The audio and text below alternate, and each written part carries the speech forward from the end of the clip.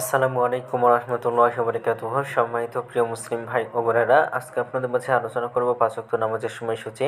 তাহাজ্জুদ, সেহরির শেষ সময়, ইশরাক, চাস্তের নামাজের সময়সূচি, ইফতারের শেষ সময়, নামাজের নিষিদ্ধ ওয়াক্তসমূহ, সূর্যোদয় সূর্যাস্তের সময়সূচি, প্রত্যেকটা জেলা বিভাগ করে নামাজের সময়সূচি। আজকে শনিবার 21শে মার্চ 2026 ইংরেজি, 7 চৈত্র 1432 বাংলা, 1 শাওয়াল 1447 হিজরি। ঢাকার মধ্যে পার্শ্ববর্তী এলাকার নামাজের সময়সূচিগুলো তুলে ধরবো, তারপর অন্যান্য জেলা বিভাগগুলো নামাজের সময়সূচিগুলো তুলে ধরবো। তো যে যেখানে ভিডিও দেখছেন অবশ্যই আপনারা কমেন্টের মাধ্যমে জানাবেন। আজকে ঢাকার মধ্যে পার্শ্ববর্তী এলাকার ফজরের নামাজ রক্ত শুরু হবে 4:49 শেষ হবে 6:02। জোহরের নামাজে রক্ত শুরু হবে 12:10, শেষ হবে 4:26। আসরের নামাজে রক্ত শুরু হবে 4:27, আসরের নামাজে রক্ত শেষ হবে 5:52। মাগরিবের নামাজে রক্ত শুরু হবে 6:11, মাগরিবের নামাজে রক্ত শেষ হবে 7:25। এশার নামাজে রক্ত শুরু হবে 7:26, এশার নামাজে রক্ত শেষ হবে 4:42।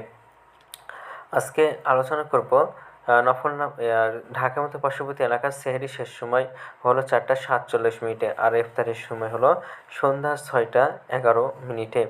আজকে নফল নামাজের উত্তম সময় ইশরাকের রক্ত সকাল 6:17 থেকে 8:45 পর্যন্ত, চাস্তের রক্ত সকাল 8:46 থেকে 12:03 পর্যন্ত, এবং তাহাজ্জুদ নামাজের রক্ত উত্তম সময় রাত 1:16 থেকে 4:42 পর্যন্ত। এই সময়ের মধ্যে এই নামাজগুলো আদায় করতে পারবেন।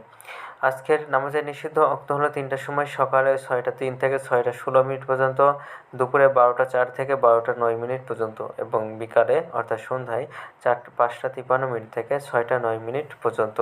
এই স্তরে ঢাকার মধ্যে পার্শ্ববর্তী এলাকার নামাজের সময়সূচি এখন আলোচনা করব। বিভাগীয় শহরের জন্য উল্লিখিত সময়ের সঙ্গে যেসব বিভাগের সময় আপনারা যোগ বিয়োগ করবেন তা হলো এই, অর্থাৎ আপনারা বিয়োগ করবেন চট্টগ্রাম 5 মিনিট এবং সিলেটে 6 মিনিট কম করবেন। যোগ করবেন খুলনাতে 3 মিনিট, রাজশাহীতে 7 minute, Rangpur 8 minute, Barishal 1 minute বেশি করবেন। ঢাকার মতো পার্শ্ববর্তী এলাকায় যে নামাজের সময়সূচিটা রয়েছে সেখান থেকে এই দুইটা বিভাগে একটু কম করবেন। যোগ করবেন খুলনাতে 3 মিনিট, রাজশাহীতে 7 minute, Rangpur 8 minute, Barishal 1 minute বেশি করবেন। ঢাকার মতো পার্শ্ববর্তী এলাকার নামাজের সময়সূচি থেকে আজকের ভিডিওটি পর্যন্ত ছিল। আর এই সূত্রকে নিয়েছি ইসলামী ফাউন্ডেশন থেকে। ভিডিওটি ভালো লাগলে অবশ্যই চ্যানেলটি সাবস্ক্রাইব করে পাশে থাকবেন। ধন্যবাদ সকলকে।